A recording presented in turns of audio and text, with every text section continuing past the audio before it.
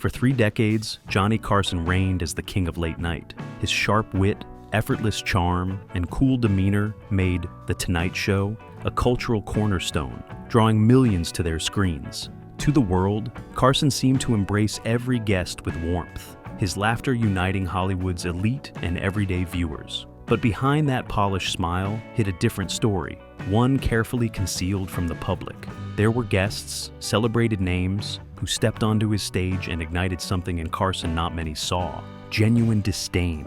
Today we lift the velvet curtain to uncover the celebrities who tested Carson's patience, the moments of hidden tension that slipped through the cracks, and the reasons why the king of late night harbored deep resentment for some of Hollywood's brightest stars. Get ready for revelations that will surprise you, inform you, and reshape your view of The Tonight Show forever. The Carson Code. To understand why Johnny Carson, the king of late night, harbored deep resentment for certain guests, we must first peel back the layers of his meticulously crafted persona. Carson was the epitome of professionalism. For 30 years, he delivered a polished, seamless show, night after night, to millions. His reputation rested on control. Every joke, every moment, carefully orchestrated.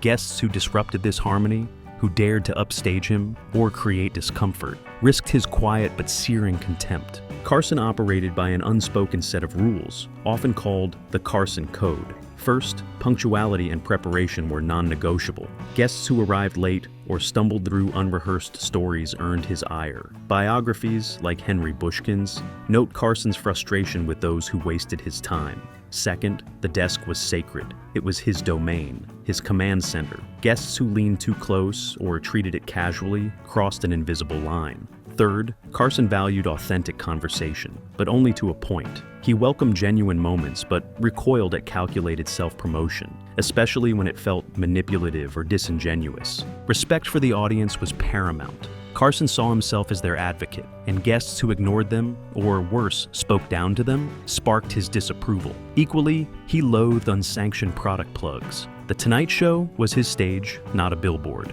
Accounts from producers, like those in the book King of the Night by Lawrence Leamer, reveal Carson's disdain for guests who sneaked in blatant commercialism, viewing it as a betrayal of his trust. Carson's Midwestern roots shaped his reactions. Born in Iowa and raised in Nebraska, he carried a grounded, no-nonsense sensibility. Guests who were overly flamboyant, aggressively confrontational, or preached intellectual superiority often clashed with his understated demeanor. He admired humility and wit, but bristled at arrogance, a trait noted in interviews with colleagues like Ed McMahon.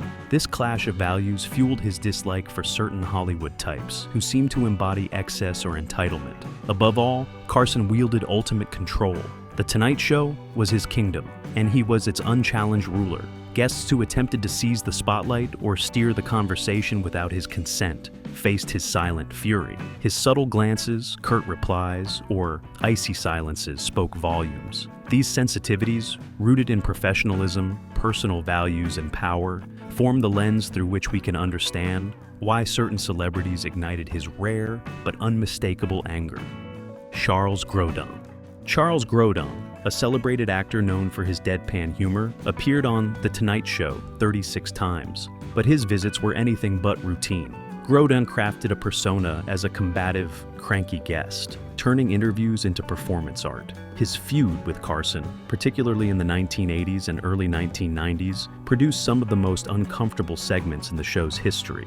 In a 1990 appearance, Groden accused Carson of not caring about his guests, asking, "Do you really care? What do you care about in life?" Carson, visibly irritated, quipped, "My health? And I've got this terrible pain right now." Another time, Groden burned his script on stage after his jokes flopped, staging a mock cleansing ritual that left Carson stone-faced. Carson's reaction grew colder with each stunt. His trademark warmth gave way to biting sarcasm.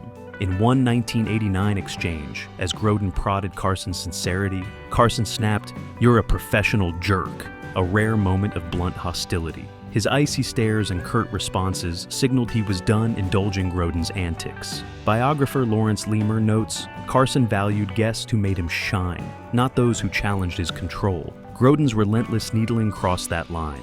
The aftermath saw Groden return, but the tension lingered. In later appearances, like one in 1990 promoting taking care of business, Groden doubled down.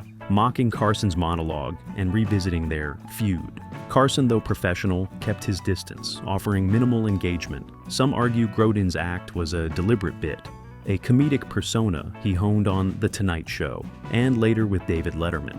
Groden himself claimed it was all in jest, writing in his memoir, "It would be so nice if you weren't here that audiences often miss the humor." Yet, NBC received countless viewer letters after Groden's appearances, with some believing the animosity was real.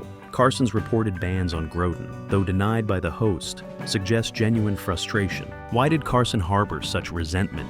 Groden shattered the Carson Code. His confrontational style disrespected Carson's authority, invaded his conversational space, and mocked the pleasantries Carson demanded. By trying to upstage the host, Groden made Carson uncomfortable on his own stage, a cardinal sin. Accounts from The Wrap and Vulture highlight how Groden's provocations, like questioning Carson's care for guests, felt personal. While their sparring was often comedic, Carson's frosty reactions betrayed a deeper irritation. Groden's brilliance lay in his audacity, but for Carson, it was a challenge to his meticulously controlled kingdom. Bob Hope. Bob Hope, a comedy legend and NBC titan, appeared on The Tonight Show more than any other guest, with over 100 visits.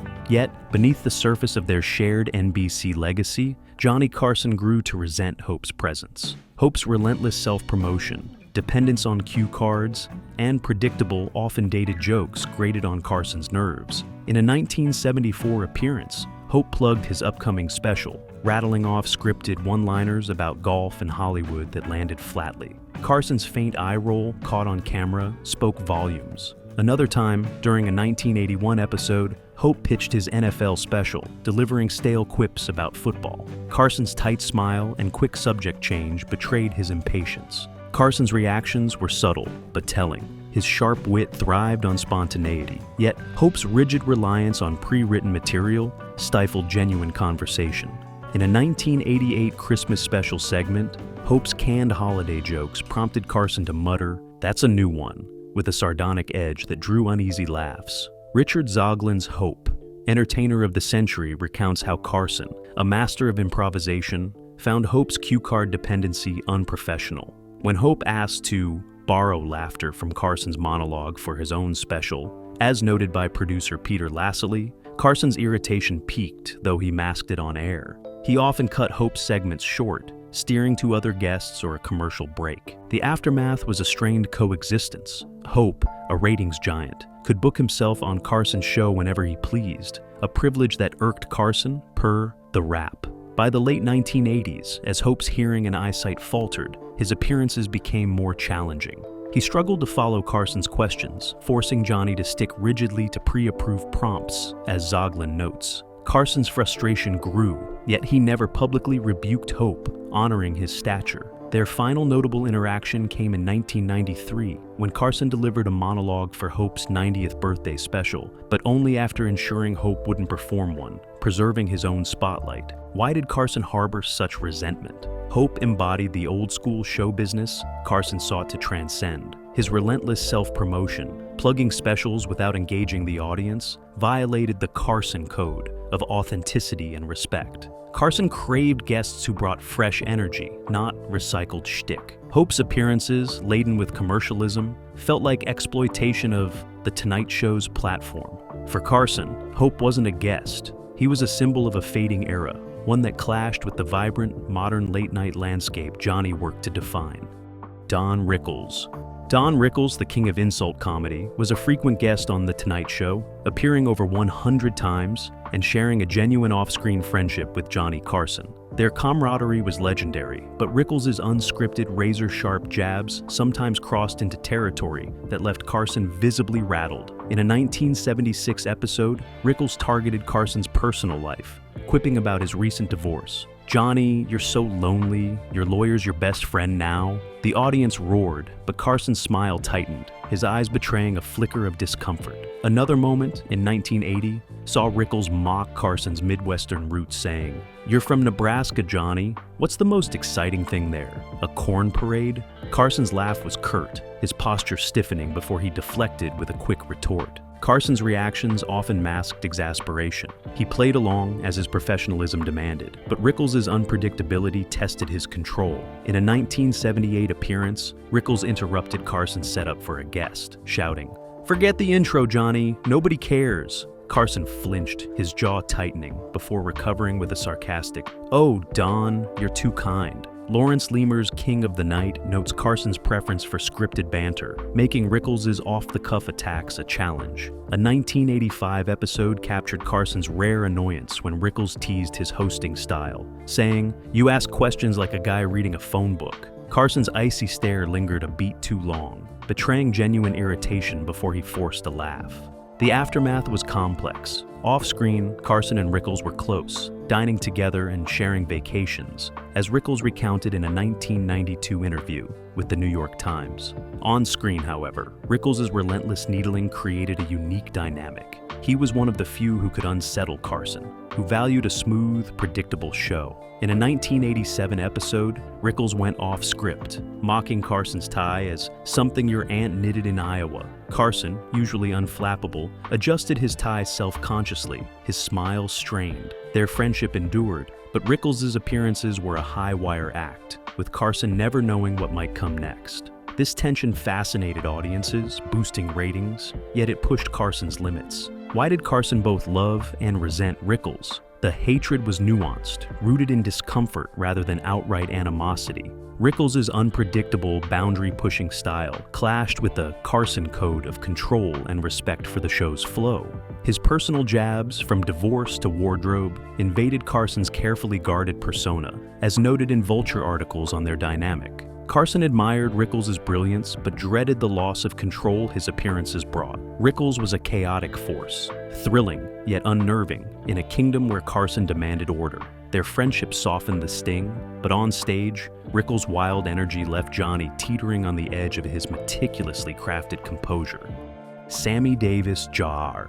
Sammy Davis Jr., a Rat Pack icon and multifaceted entertainer, was a frequent guest on The Tonight Show, dazzling audiences with his charisma and talent. Yet, his appearances often veered into excessive self-promotion and controversial political endorsements, behaviors that clashed with Johnny Carson's vision for his show. In a 1974 episode, Davis plugged his new album, The Song and Dance Man, urging viewers to run out and grab it. Carson's smile stiffened as he nodded curtly, quickly pivoting to a neutral topic. Another awkward moment came in 1972, when Davis endorsed Richard Nixon's re-election, praising his leadership. Carson, who avoided political hot topics, shifted uncomfortably in his chair, offering a terse, "That's your view, Sammy," before moving on. Carson's reactions revealed his growing irritation. He valued authentic conversation, but Davis's relentless pitches for albums, films, or Broadway shows felt calculated. In a 1975 appearance, Davis hyped his role in Stop the World, I Wanna Get Off, detailing ticket prices and show dates. Carson's eyes glazed over, and he cut in with a brisk, "Sounds great, let's talk about something else." Will Haygood's In Black and White notes Carson's discomfort with guests who used his platform as a billboard, a sentiment echoed in the New York Times coverage of Davis's promotional zeal. When Davis brought up Nixon again in 1973, Carson's clipped, "Let's keep politics out of this," underscored his distaste for such overt agendas. The aftermath saw a cooling in their relationship. Early in Carson's tenure, he and Davis shared a warm rapport, with Sammy's 1960s appearances marked by lively banter. But by the late 1970s, as Davis leaned harder into self-promotion and political stances, Carson's warmth faded. A 1980 episode captured Davis pushing his memoir, Hollywood in a Suitcase. Carson, visibly bored, gave short, non-committal replies, a stark contrast to their earlier chemistry. While Davis remained a guest, his visits grew less frequent, and Carson's engagement waned, as noted in Vulture analyses of their dynamic. Their once-friendly bond, rooted in mutual showbiz respect, couldn't withstand Davis's shift toward commercialism. Why did Carson resent Davis? Sammy's eagerness for approval and commercial success struck Carson as undignified for a performer of his stature. The Carson Code demanded authenticity and respect for the show's tone, but Davis's blatant plugs and political endorsements, particularly for Nixon, felt crass and opportunistic. Carson, a private man who shunned political spotlight, found Davis's tactics distasteful, per in black and white. Sammy's try-hard demeanor clashed with Carson's Midwestern reserve, turning a once vibrant guest into a symbol of show business excess. For Carson, Davis's presence became a reminder of the fine line between entertainment and exploitation on his carefully curated stage. Dr. Joyce Brothers. Dr. Joyce Brothers, America's first celebrity psychologist, brought a clinical lens to The Tonight Show, appearing frequently in the 1960s and 1970s to discuss human behavior. Her scholarly demeanor, however, clashed with Johnny Carson's preference for light, witty banter. Brothers often delivered humorless academic analyses, sometimes attempting to diagnose guests. In a 1973 episode, she dissected the psychology of comedy, lecturing on why audiences laugh. Carson, visibly restless, interjected, "So, Doc, you're saying my job is just a science experiment?" The audience chuckled, but his tone carried a sharp edge. Another time, in 1975, Brothers analyzed Carson's body language, suggesting his crossed arms signaled defensiveness. Carson's forced laugh and quick subject change revealed his discomfort. Carson's reactions betrayed his growing irritation. He thrived on spontaneity and charm, but Brothers' lectures drained the room's energy. In a 1968 appearance, she offered a dry explanation of romantic attraction, prompting Carson to quip, "Doc." His sarcasm, noted in the New York Times coverage of her TV presence, highlighted his impatience with her clinical style. Lawrence Lemere's King of the Night recounts Carson's preference for guests who kept things lively. Brothers' tendency to overanalyze stifled that. When she tried to psychoanalyze a fellow guest in 1970, suggesting their humor-masked insecurity, Carson cut in, "Let's not put them on the couch tonight, Joyce," steering the conversation elsewhere with a tight smile. The aftermath saw a marked decline in Brothers' appearances. Early in her career, Carson welcomed her expertise, as her 1960s segments on topics like stress resonated with audiences. But by the late 1970s, their chemistry had fizzled. A 1979 episode captured the disconnect. Brothers discussed marital dynamics with dense jargon. Her visits dwindled as vulture notes, reflecting Carson's preference for guests who matched his conversational rhythm. The once warm dynamic cooled, with Brothers' intellectual approach failing to align with Carson's vision for an entertaining show. Why did Carson resent Brothers? Her clinical, humorless style violated the Carson Code of engaging, audience-focused conversation. Carson, rooted in Midwestern pragmatism, found her intellectual posturing pretentious, a buzzkill on his lively stage. Her attempts to diagnose him or others felt intrusive, undermining his control as host. Sources like the New York Times highlight Brothers' reputation for earnestness, which clashed with Carson's relaxed wit. While she aimed to educate, her lectures sucked the spontaneity from interviews, leaving Carson visibly disengaged. For a host who prized fun and connection, Brothers' academic rigidity was a stark reminder of the kind of guest who could dim the sparkle of The Tonight Show's magic.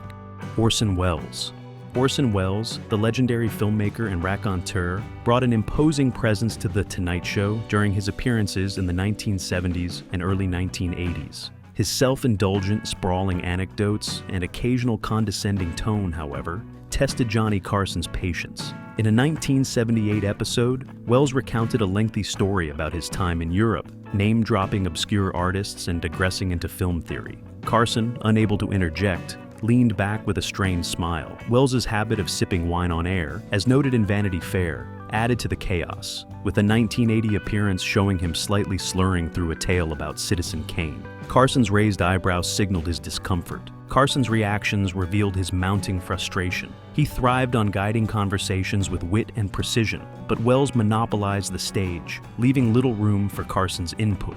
In a 1976 episode, Wells lectured on Shakespeare's influence, dismissing Carson's attempt at a lighthearted quip with a patronizing, "Oh, Johnny, you wouldn't understand." Carson's signature stare at the audience, a mix of exasperation and mockery, drew uneasy laughs. Simon Callow's Orson Wells. The Road to Xanadu describes Wells's commanding persona, which clashed with Carson's need for control.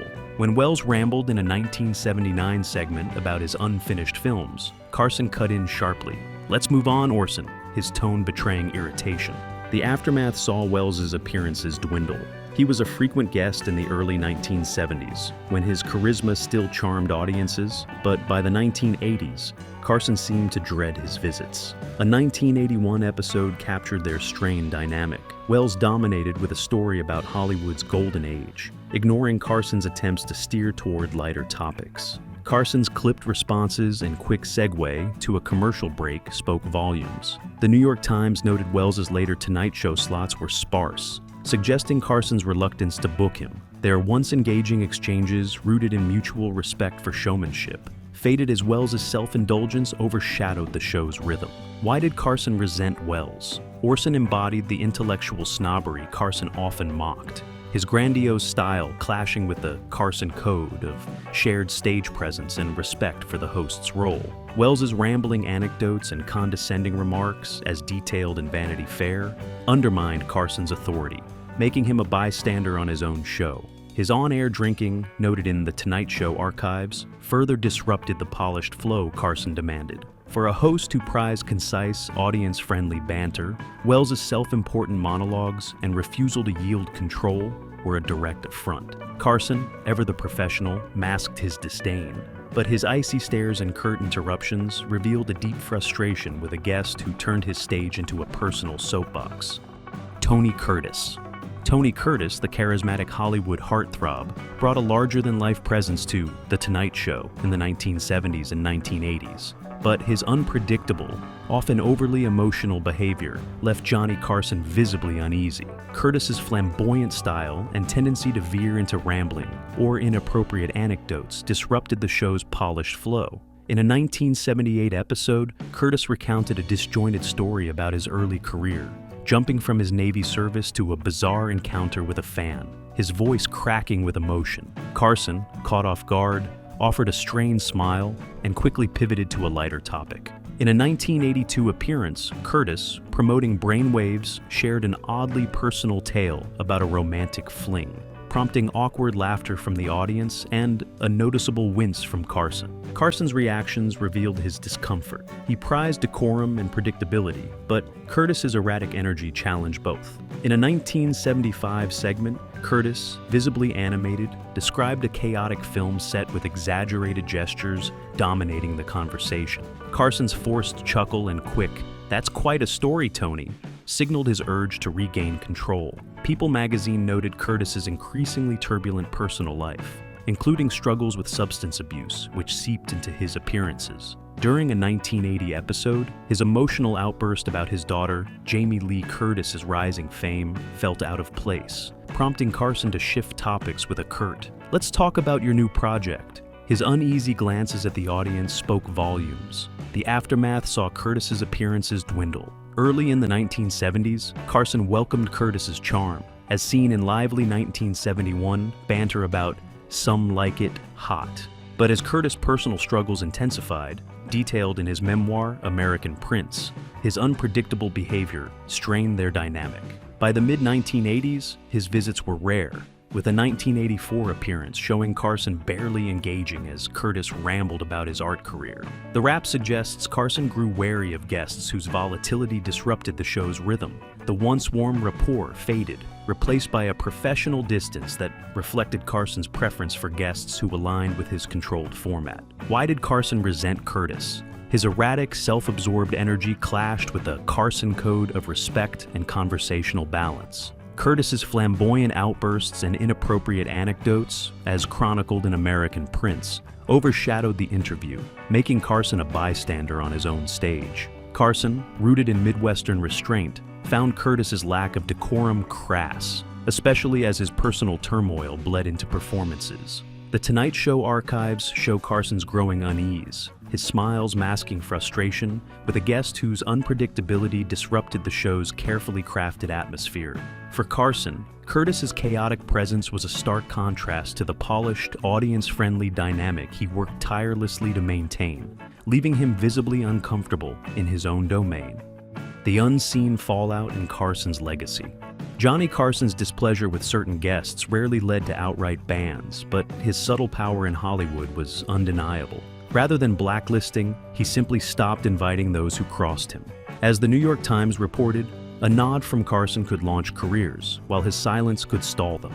Guests like Charles Groden or Orson Wells, who violated his unspoken rules, saw their appearances dwindle, their absence unnoticed by audiences, but felt in the industry. Carson's influence was a quiet force, shaping who thrived in the spotlight of The Tonight Show.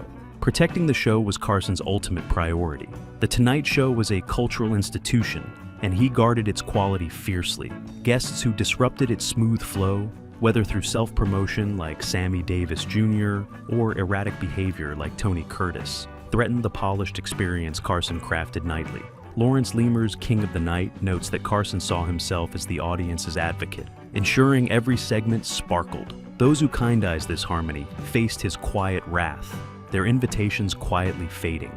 Maintaining his calm exterior was a hallmark of Carson's professionalism, but it masked deep frustration. His tight smiles and sharp glances, as seen with Dr. Joyce Brothers' lectures or Bob Hope's stale routines, revealed the burden of his role. Vulture describes Carson as a master of restraint, bottling irritation to preserve the show's charm. This discipline added to his mystique, portraying a man who, despite his fame, wrestled with human pet peeves, making him more relatable beneath the iconic veneer. Today's talk shows, with their chaotic stunts and publicity-driven antics, contrast sharply with Carson's approach. Modern hosts often embrace unpredictability, but Carson demanded control, a trait rooted in his Midwestern sensibility. His era, as the rap reflects, prioritized decorum over spectacle. Guests who failed to grasp this, like Don Rickles with his wild jabs, tested Carson's patience, highlighting a bygone standard of late-night elegance. These guests, despite their fame, misread the unspoken rules of Carson's court. From Wells's intellectual posturing to Curtis's flamboyant outbursts, they disrupted the delicate balance of The Tonight Show. Carson's quiet displeasure, veiled in professionalism, underscored his authority. His legacy endures not just as a host, but as a gatekeeper who shaped late-night culture with precision and grace, leaving us to marvel at the human frustrations behind the king's polished smile. Johnny Carson, the king of late night, charmed millions with his effortless wit and warmth. But even he had limits. Guests like Charles Grodin's confrontational antics, Bob Hope's relentless self-promotion, Don Rickles' unpredictable jabs, Sammy Davis Jr.'s commercial zeal, Dr. Joyce Brothers' clinical lectures, Orson Welles' grandiose monologues, and Tony Curtis's erratic energy tested Carson's patience. Live television, with its unpredictable personalities, often challenged his meticulously crafted control. Yet, his ability to mask frustration behind a polished smile defined his genius. As noted in the New York Times, Reflections on his career, Carson's subtle reactions, from icy stares to curt quips, revealed a deeper story of Hollywood's hidden tensions. His professionalism shielded viewers from his disdain, but those fleeting moments of discomfort exposed the challenges of reigning over The Tonight Show.